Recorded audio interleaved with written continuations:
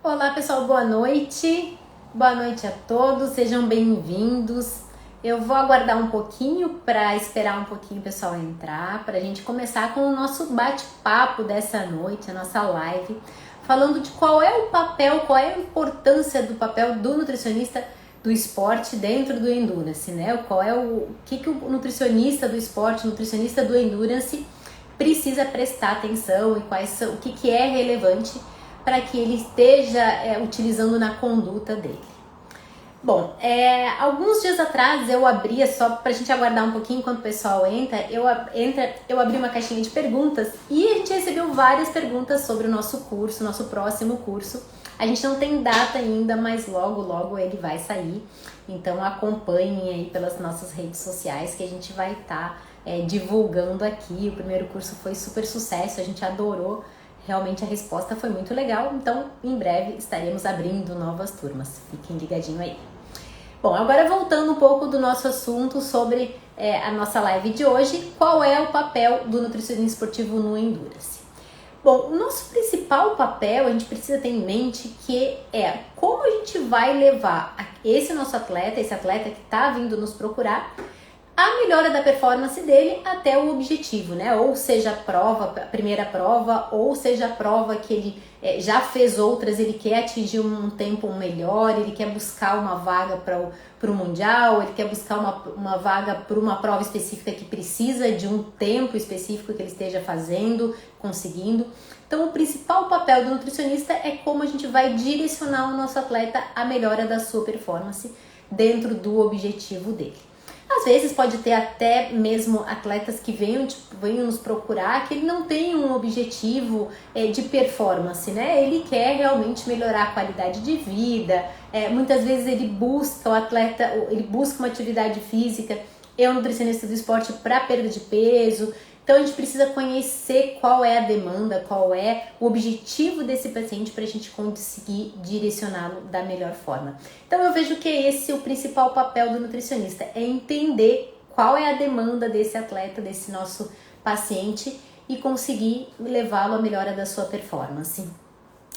Bom, como é que a gente vai fazer isso, né? Como é que a gente vai conseguir que esse nosso atleta atinja ou a sua performance ou a qualidade de vida? O que ele busca no consultório? Primeiro é direcionar uma estratégia nutricional que o atleta consiga seguir na sua rotina, que ele consiga introduzir isso na sua rotina. Eu costumo falar sempre nas nossas aulas também que tem a parte real, né? Que tem a conduta real, ideal e tem a conduta real. Então, como é que a gente vai trazer isso para a realidade do nosso atleta? Então, a gente tem que analisar desde o início quais são as prioridades dele, né? E como é que é a rotina de vida. Se o atleta treina de manhã muito cedo, se o atleta muitas vezes ele precisa estar no trabalho dele 8 horas da manhã, então ele precisa treinar muito cedo, qual é a demanda desse treino muito cedo, e é isso que a gente vai direcionar esse nosso atleta. Aquele atleta que teve o dia inteiro de trabalho e vai deixar para treinar no final do dia, então a gente precisa orientá-lo da melhor forma. Muitas vezes é difícil do atleta entender que todo o nosso planejamento nutricional ele é feito em cima da necessidade metabólica dos treinos. Então, quando a gente faz o cálculo energético do atleta, o cálculo para a demanda do treinamento, para a demanda do ciclo de treinamento, a gente precisa fazer com que ele entenda que é importante ele estar seguindo aquela nossa conduta para que ele atinja o objetivo da melhor forma. Então esse é o nosso papel também, esse é o papel do nutricionista, mostrar para o nosso atleta, para o nosso paciente, a importância dele estar seguindo a conduta nutricional que você direcionou, né? Bom, entendendo isso, fazendo que o nosso atleta entenda isso, a gente precisa conhecer as modalidades do Endurance, né? Já que a gente está falando aqui do papel do nutricionista no Endurance. Então a gente não consegue direcionar uma estratégia nutricional adequada se a gente não tem conhecimento das modalidades do Endurance. E é exatamente isso que a gente fala aqui, que a gente já falou em vários vídeos. Né? Quando a gente fala de Endurance, a gente está falando dos treinos de longa duração. Então a gente fala de corrida, a gente fala de triatlo, a gente fala de ciclismo. principalmente os treinos também de corridas, os trails, né, corridas de montanha. Então esses são os treinos que acima de 2 horas de duração a gente se enquadra na modalidade do Endurance. E daí a gente tem os Ultra Endurance, que são a partir aí de 4 horas de duração. Bom, a gente entendendo da especificidade das modalidades do Endurance, assim a gente vai conseguir direcionar essa estratégia nutricional, né, para o atleta, porque a gente sabe que além da demanda energética do dia inteiro, para a questão de trabalho, para a questão da rotina dele, tem a demanda energética do treino. Então a gente precisa que esse atleta que vá treinar no final da tarde, que ele tenha um aporte de energia adequado, seja no horário do almoço, seja no horário antes do treino. Então a gente precisa estar direcionando tudo isso. Outro ponto importante. Muitas vezes o nosso atleta, ele busca, quando ele vem buscar, pelo menos eu vejo isso aqui na minha prática clínica, não sei se acontece com vocês também, ele busca perda de peso quando a gente fala de performance. E a gente precisa mostrar para ele que nem sempre a perda de peso é o melhor caminho, né? Hoje mesmo eu atendi um atleta aqui no consultório que o objetivo dele era a perda de peso. Só que ele veio com tantas outras queixas, né? Ele veio com as queixas de sentindo cansaço, de inapetência pela comida, de apatia, de dificuldade de concentração no treino, dificuldade de recuperação, ficando com dor residual 2, 3 dias depois do treino. E a perda de peso acabou não sendo o meu objetivo principal desse momento, né? E daí eu precisei mostrar para ele todos esses sintomas que ele estava tendo, todos esses sinais e sintomas dele, que eu primeiro precisava resolver tudo isso com ele. E depois sim a gente partiria para a perda de peso.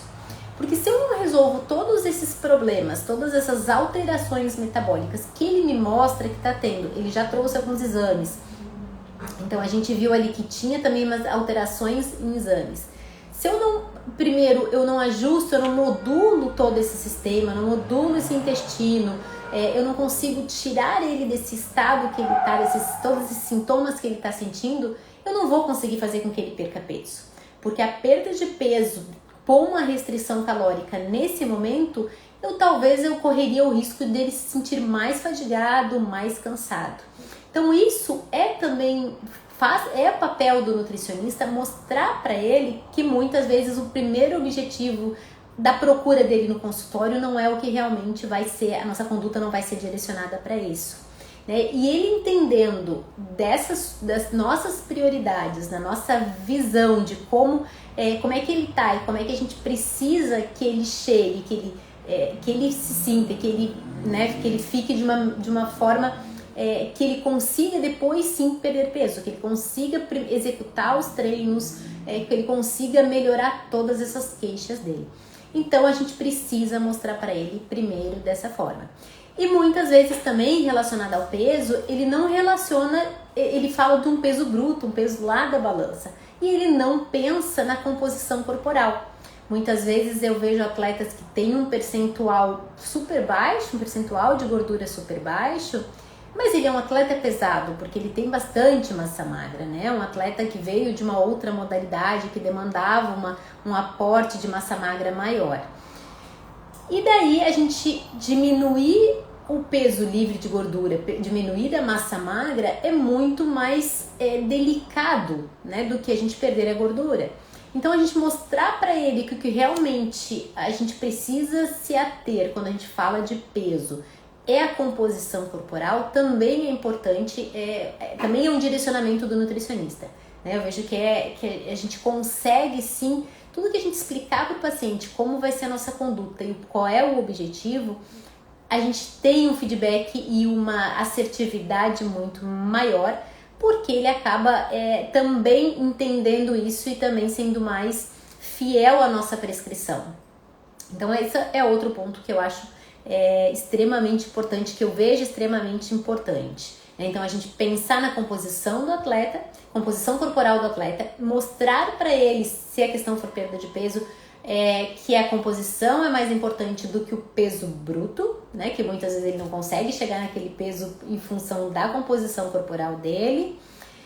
conhecer as modalidades do Endurance, extremamente fundamental para que a gente consiga direcionar uma conduta nutricional e conhecer o perfil desse atleta, né? Conhecer as necessidades do perfil desse atleta, conhecer as necessidades da rotina de vida desse atleta, né? Hoje a gente pega grande parte dos atletas, pelo menos aqui no meu consultório, grande parte são atletas amadores que têm a sua rotina de vida, né? Então ele trabalha o dia inteiro, tem filho pequeno, à noite, para conseguir treinar à noite, primeiro tem que fazer as crianças dormirem para depois ir treinar. Então, como a gente vai ajustar tudo isso? Né? Aquele atleta que tem uma facilidade de chegar em casa, conseguir treinar mais cedo, chegar em casa e jantar no horário adequado, isso tudo fica mais fácil. Agora a gente precisa ajudar sim o nosso atleta, direcionando conforme a necessidade dele. E aí entra a individualidade.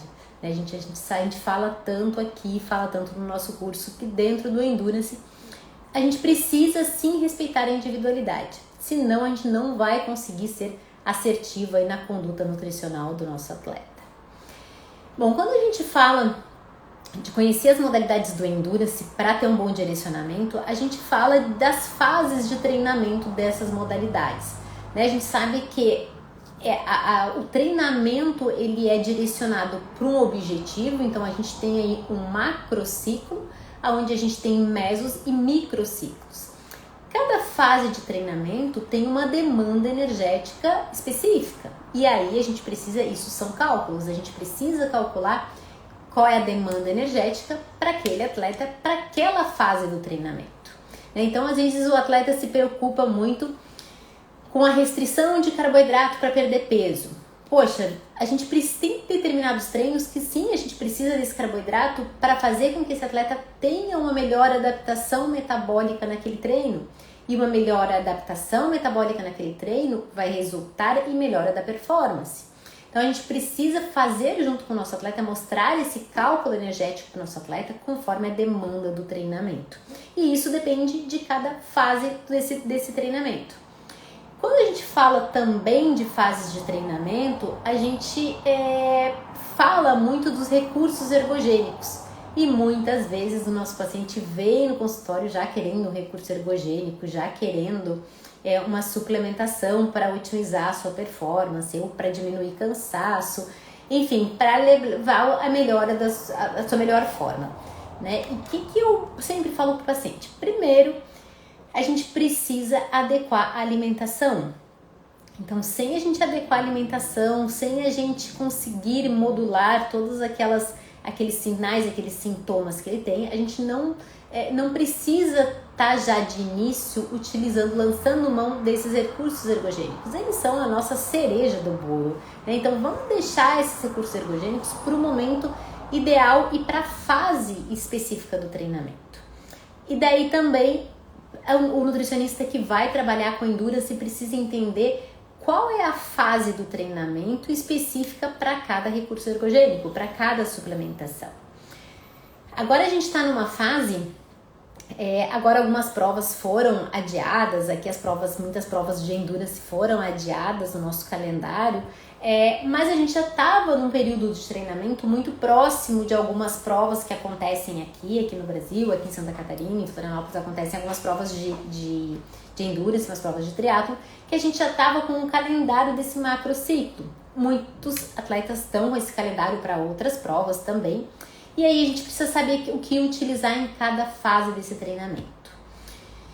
Bom, a gente fala muito e a gente gosta muito de utilizar, a gente vê bastante respostas e tem muitas evidências científicas falando dos tamponantes, né? E aí a gente fala de betalanina, a gente fala de bicarbonato de sódio, e daí quando está utilizando isso?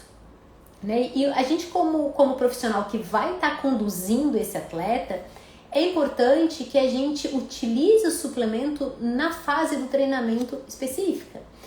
Vou dar um exemplo aqui para vocês, a betalanina. Né? Até essa semana eu fiz um post sobre a betalanina. A betalanina foi liberada agora pelos órgãos competentes, foi liberada para a indústria estar utilizando.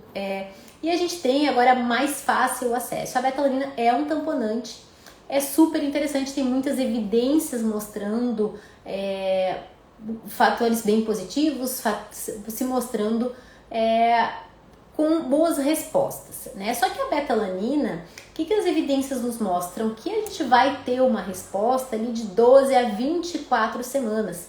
Então, não adianta eu estar utilizando a beta-alanina de uma forma aguda, porque as evidências nos mostram que a melhor resposta da beta-alanina é quando eu utilizo de uma forma crônica, com melhores respostas acima de 12 a 24 semanas.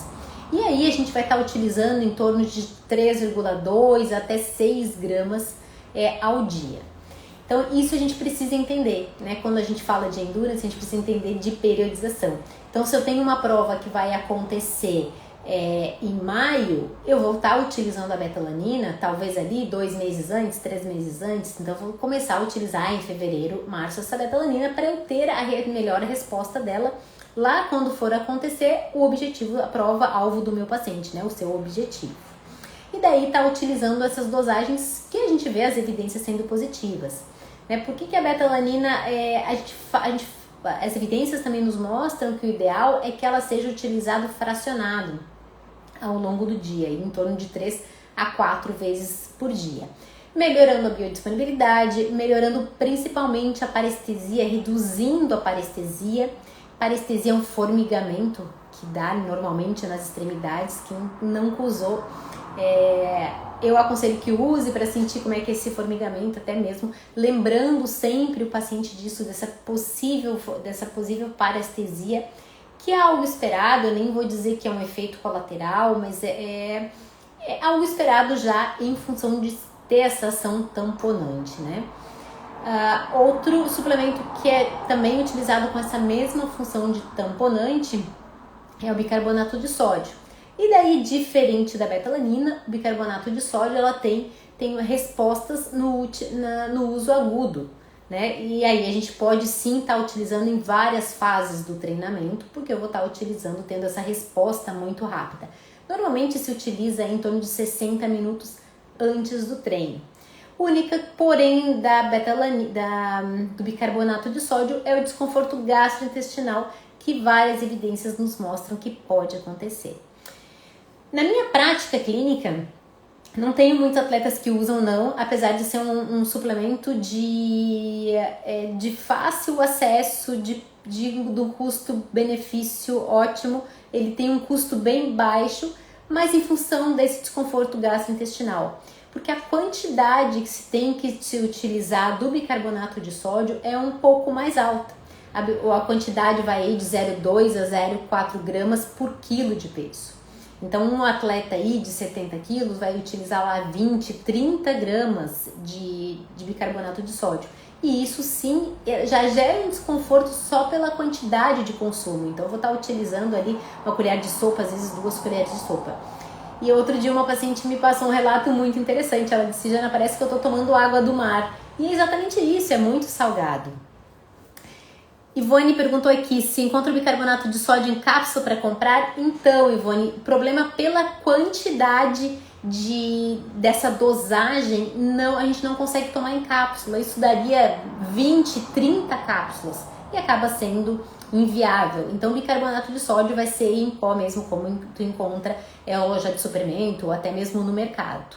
A gente não consegue utilizar nessa forma de cápsula. Se você tolera e tomar tanta cápsula, pode ser, mas eu acho que é mais difícil de estar tolerando. Mas para quem, então, eu acho que vale a pena experimentar para quem não tem grandes dificuldades com palatabilidade. Claro que tem que estar observando sempre a questão gastrointestinal, o desconforto gastrointestinal.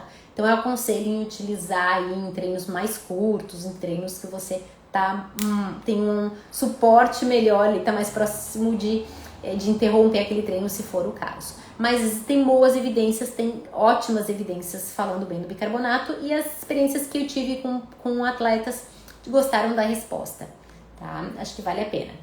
E a beta-alanina a gente acaba utilizando também na forma de pó, também tem em cápsula, mas a forma de pó é mais fácil da gente chegar nessa dosagem, né? De mais ou menos de 3, 4, 5 gramas até 6 gramas por dia é o ideal.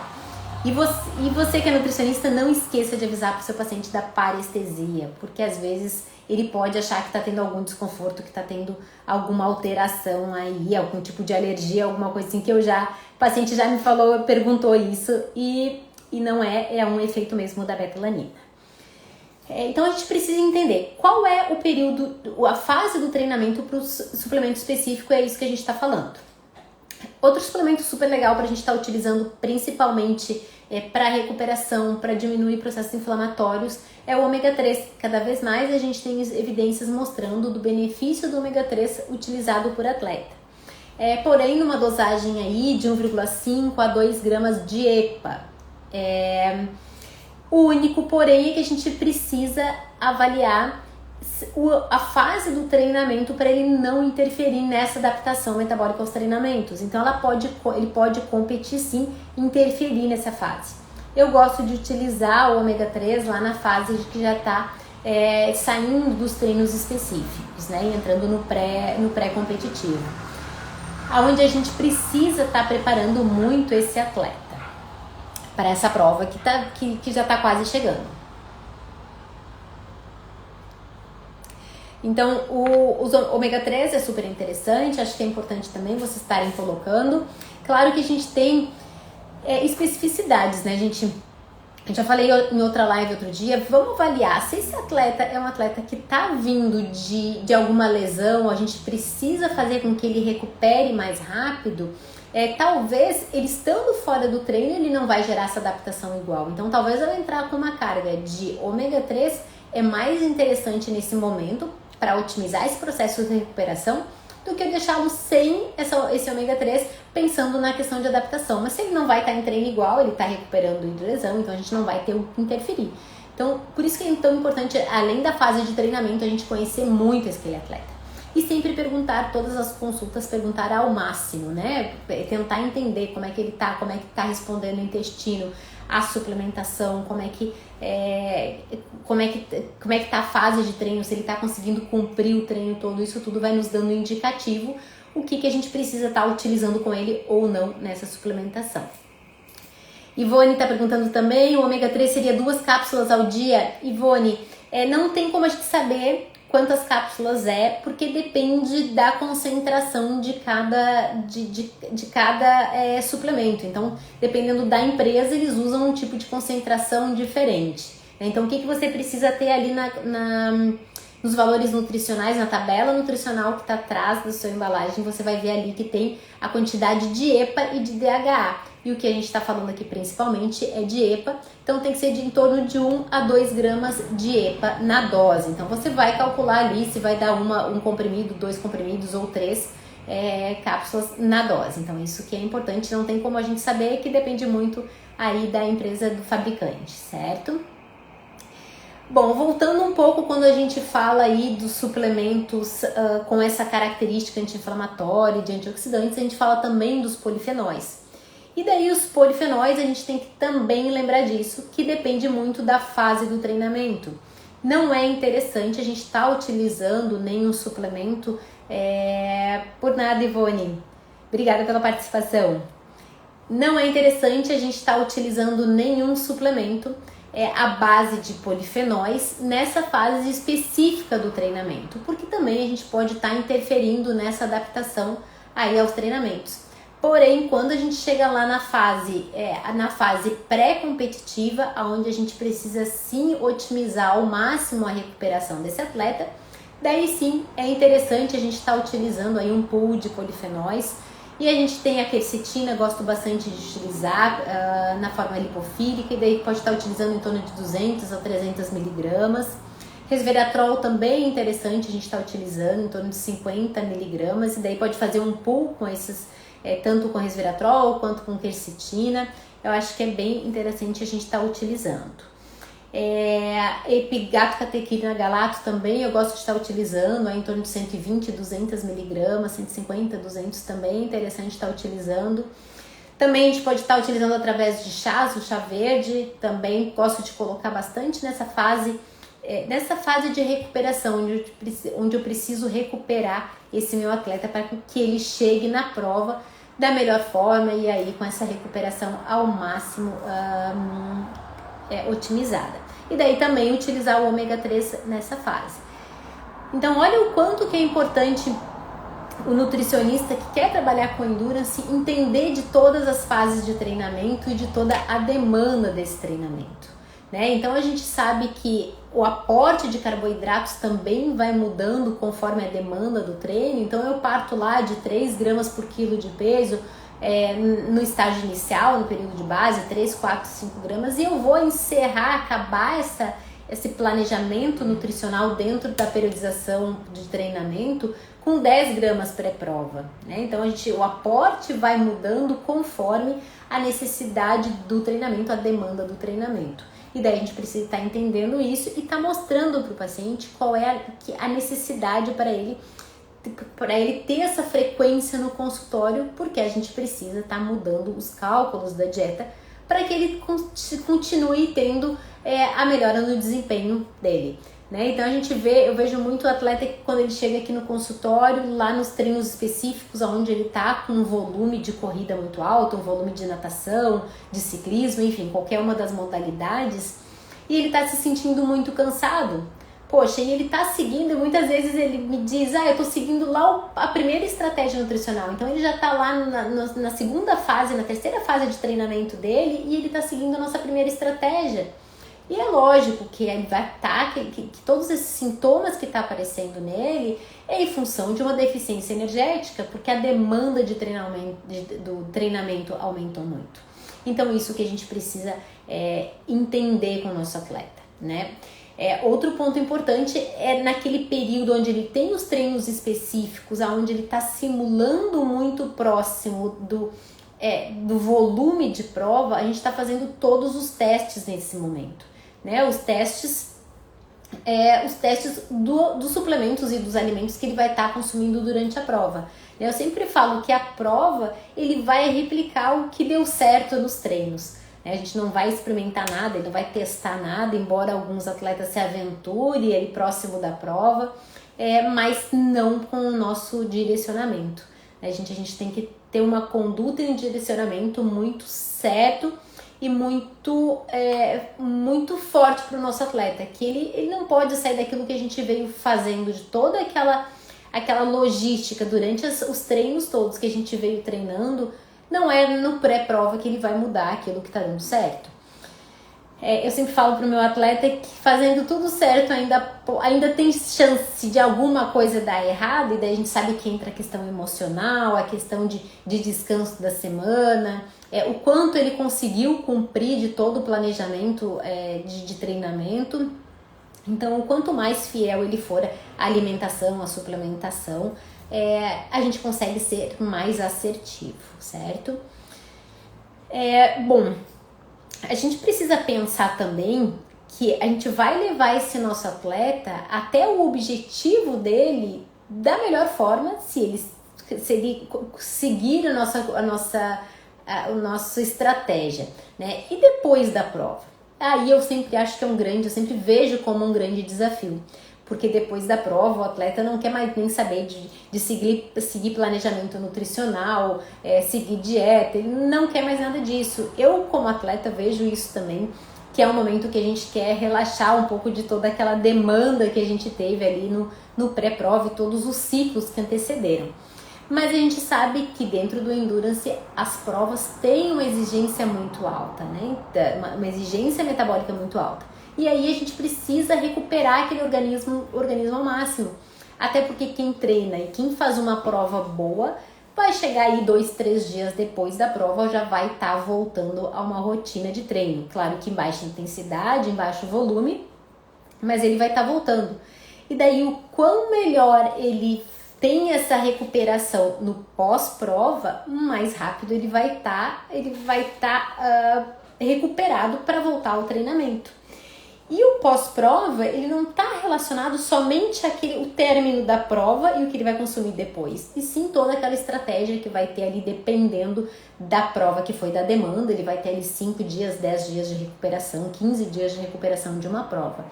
E também o intra-prova, né, ou o intra-treino, isso está totalmente relacionado com a recuperação.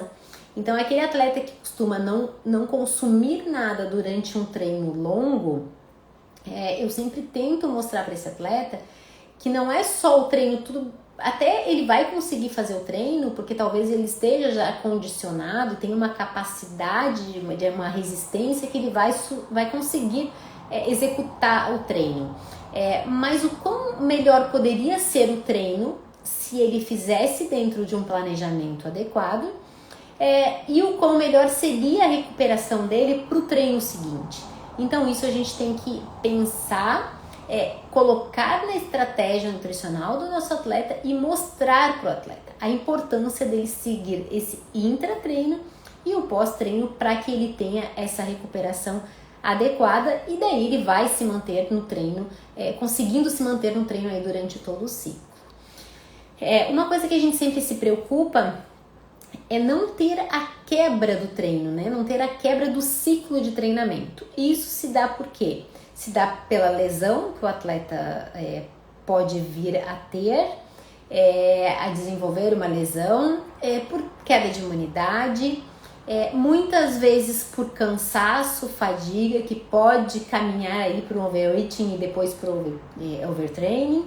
Então isso tudo pode tirar o nosso atleta do seu ciclo de treinamento. E quando a gente tira um atleta do ciclo de treinamento, a gente compromete o rendimento dele lá na prova. E muitas vezes até retirando esse atleta da prova, dependendo de uma lesão ou mesmo se chega a uma situação de overtraining, esse atleta nem consegue mais voltar a tempo hábil de conseguir fazer a prova na sua melhor forma. Então a gente sempre tem que pensar em todas essas possibilidades e mostrar para o nosso atleta todas essas possibilidades que podem tirá-lo da prova. E quando a gente traz essa responsabilidade para nós, para o nutricionista, e mostra que a nutrição está totalmente envolvida com essa melhora da qualidade dele no treino, com a melhora da resposta dele ao treinamento, com que dessa forma o profissional que está acompanhando ele nesse treinamento, o coach, o treinador, vai conseguir fazer com que ele evolua nesse treinamento, e a recuperação. Então tudo isso está interligado e tudo isso é responsabilidade de nós, do nutricionista que está fazendo esse planejamento. Porque quando ele vem procurar o nutricionista, ele confia e ele quer uma ajuda, né? A gente é diferente de quando o indivíduo vem procurar, um paciente vem procurar um nutricionista para tratar alguma patologia específica, dentro do esporte, dentro do endurance, ele está aqui porque ele quer buscar performance, ele quer rendimento, ele quer qualidade de vida. Então ele é muito mais fácil dele seguir a sua estratégia. E quando você explica para ele, você mostra qual é o caminho que você está tomando, e o que você espera de resposta dele, é muito mais fácil que ele seja fidedigno, e aí a gente consegue ser muito mais assertivo. Então é isso, gente. Se alguém tiver alguma dúvida, hoje a gente falou de qual é o papel do nutricionista esportivo dentro do endurance, né? A gente, aqui no nosso curso, a gente fala só de endurance. Dentro do nosso curso, a gente busca ao máximo trazer dentro da minha experiência prática, da minha experiência clínica minha, tanto eu quanto o Brian, buscar muito dessa realidade do nosso consultório. E isso que a gente busca trazer aqui nas nossas lives de toda quarta-feira, o que a gente encontra, o que a gente vê aqui no consultório, como a gente direciona isso pro nosso atleta, e aí a gente consegue que o nosso atleta tenha resultado, e o resultado dele é o nosso resultado também, porque o atleta que tem resultado, que ele atinge o objetivo dele, é um atleta que certamente ele vai fazer outros ciclos de treinamento e ele vai estar voltando no consultório e fazendo junto com você. Então, todo mundo conquista, né? Conquista essa vitória aí do nosso paciente. Então, esse nosso papel, esse é o papel do nutricionista, é fazer com que o nosso atleta atinja sua performance, saúde, qualidade de vida, enfim, que ele chegue, que ele conquiste o que ele veio procurar aqui no seu consultório. Então é isso. Obrigada pela participação. Ivone, bom ter você aqui. A Ivone é minha paciente já de muitos anos, uma super atleta aí. Obrigada por estar aqui com a gente. Se alguém tiver alguma dúvida, podem deixar aqui nas nossas redes sociais, pode deixar aqui no direct. E semana que vem a gente tá de volta. Tchau, tchau, gente. Boa noite. Até mais. Obrigada. Tchau, tchau.